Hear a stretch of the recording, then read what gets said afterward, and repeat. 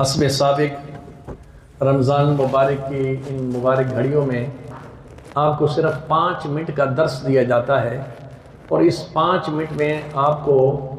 وہ کچھ چیزیں ملتی ہیں جو آپ نے ساری زندگی سنی نہیں ہیں یا غفلت تھی، اور سننے کے بعد اللہ تعالیٰ نے عمل کرنے کی توفیق نصیب فرمائی۔ اس لیے گزارش یہ ہے کہ تمام احباب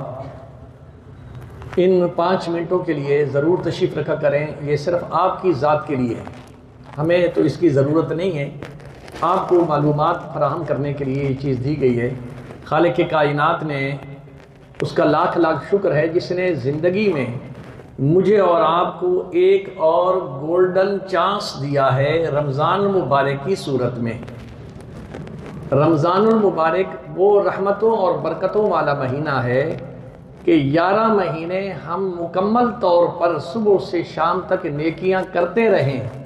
وہ کچھ حاصل نہیں کر سکتے جو رمضان المبارک کے ایک مہینے اور ایک ایک لمحے میں وہ چیزیں ہم حاصل کر سکتے ہیں۔ آپ اندازہ فرمائیں کہ رمضان مبارک میں اللہ کریم کے محبوب جناب محمد رسول اللہ صلی اللہ علیہ وسلم 2 مہینے پہلے رمضان کی دعائیں مانگا کرتے تھے، رمضان کے لیے اپنے آپ کو تیار فرمایا کرتے تھے۔ یہ اس بات کی دلیل ہے کہ جس پیغمبر کو نیکیوں کی ضرورت ہی نہیں ہے، اللہ تبارک و تعالیٰ نے انہیں فرما دیا محبوب آپ اتنی تکلیف نہ کیا کریں، وہ جس چیز کی تلاش کے لیے 2 مہینے پہلے رب سے دعا مانگ رہے ہیں تو آخر اس مہینے میں کچھ ہے نا جو حضور مانگ رہے ہیں۔ نبی کریم صلی اللہ علیہ وسلم دعا فرمایا کرتے تھے اللہم بارک لنا فی رجب و شعبان و بلغنا رمضان، اے اللہ رجب اور شعبان کے مہینے کو ہمارے لیے برکت والا بنا اور زندگی اتنی عطا فرما دے کہ رمضان ہم استعمال کر لیں، رمضان کی بہاریں لوٹ لیں۔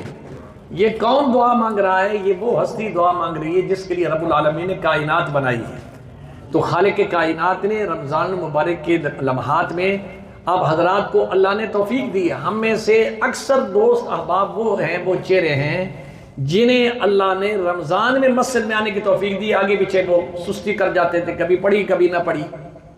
یہ رمضان کا گفٹ ہے، یعنی گویا کہ اللہ نے رمضان کے پہلے دن آپ کو اپنے گھر میں آنے کی اجازت دے دی۔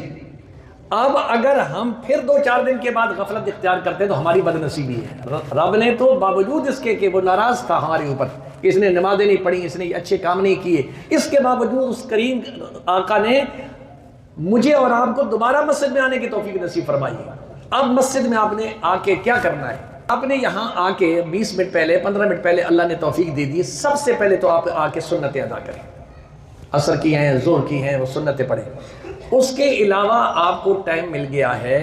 آپ اپنی پچھلی نمازیں قضا کریں، کیونکہ جو آپ نے نمازیں نہیں پڑھی نا وہ معاف نہیں ہو گئی، وہ میرے اور آپ کے اوپر قرضہ ہے۔ اور ایک نماز نہ پڑھنے کی وجہ سے نبی کریم صلی اللہ علیہ وسلم نے سخت وعیدات فرمائی ہے۔ اللہ نے یہ گولڈن چانس دیا ہے، ان 10-15 منٹ کے اندر آپ کم از کم 2 نمازیں قضا کر سکتے ہیں، اور اس کے اندر آپ نے صرف فرض قضا کرنے ہیں۔ جو بھی نماز، مثال کے طور پر آپ ظہر میں آئے ہیں تو ظہر کی نماز قضا کر لیں، نماز سے پہلے بھی کر سکتے ہیں، نماز کے بعد بھی کر سکتے ہیں۔ اسی طرح عصر کے ٹائم آپ آئے ہیں تو آپ کہیں کہ بھی میں نے اپنا قرضہ بھی ساتھ ساتھ اللہ کے ہاں، ہم نے جس طرح آپ کمیٹی لگواتے ہیں نا، تو ہم نے یہ قضا نمازوں کی کمیٹی اللہ کی دربار میں لگانی ہے کہ میں یا اللہ وہ میری نماز رہ گئی ہے، میں معافی بھی مانگتا ہوں اور اس کی ادائیگی بھی میں کر رہا ہوں۔ تو خالق کائنات اگر کسی کی اس حالت میں موت دے دیتا ہے اور وہ بیچارہ بھی رمضان بھی پورا نہیں دیکھ سکا، پتہ نہیں کتنے لوگ ہم میں سے ایسے ہیں جن کے رمضان کے اندر جانے کا پروگرام ہے اور اللہ کے ہاں ان کی سیٹ بک ہو چکی، لیکن ہمیں نہ مجھے پتہ ہے نہ آپ کو پتہ ہے۔ اگر نماز کی ادائیگی کی کوشش کرتے ہوئے بندہ فوت ہو جاتا ہے تو خالق کائنات اس کی اس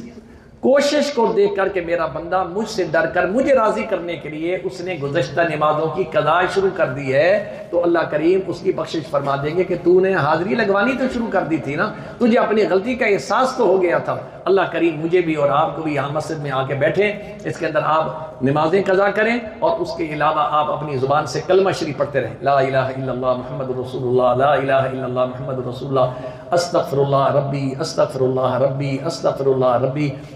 یعنی کچھ گنگناتے رہیں، یہ جو آپ بولیں گے نا، ان بول کی قدر و قیمت قیامت کے دن پتہ چلے گا کہ ان کا وزن کتنا تھا۔ اللہ مجھے اور آپ کو زیادہ سے زیادہ نیکی حاصل کرنے کی توفیق نصیب فرمائے۔